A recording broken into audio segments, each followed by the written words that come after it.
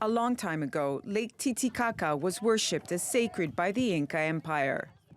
But these days, the shores of South America's largest lake are littered with dead frogs, old tires, and soggy waste. Untreated sewage drains into it from 24 towns and cities. All this is a health hazard to the 1.3 million people in Peru and Bolivia who live near its polluted banks and rely on fishing and farming to survive. All the rubbish, all the boiled water, everything that is dirty in the city arrives in Lake Titicaca. It arrives in Lake Titicaca and we practically see it. It's really worrisome.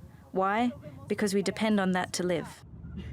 Less visible threats lurk in the water too, as illegal gold mines high in the Andes dump up to 15 tons of mercury a year into a river leading to the lake. We found in the waters high levels of lead above the permissible levels for human consumption, and in the fish we found high levels of mercury, cadmium, zinc, and copper. This is due to contamination, primarily from mining and water discharge, primarily the river which flows into Lake Titicaca. Pollution also affects tourism. Just a few years ago, the industry was a steady earner for many towns. Now tourist paddle boats are idle, with rubbish gathering all around them. Villagers who live in the coastal hamlet of Coata say they haven't been warned about the dangers lurking in their food and water.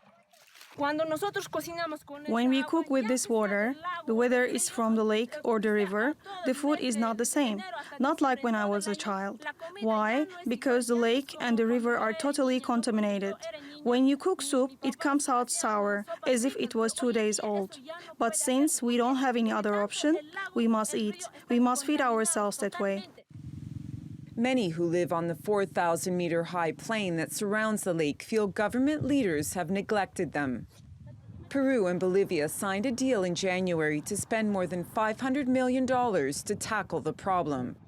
And Peru's new president, Pedro Pablo Kuczynski, has promised to build 10 sewage treatment plants to make one of the world's most beautiful lakes clean again. But that hasn't stopped many from wondering whether they'll continue to be able to make a living from this once sacred lake. Christine Pirovolakis, TRT World.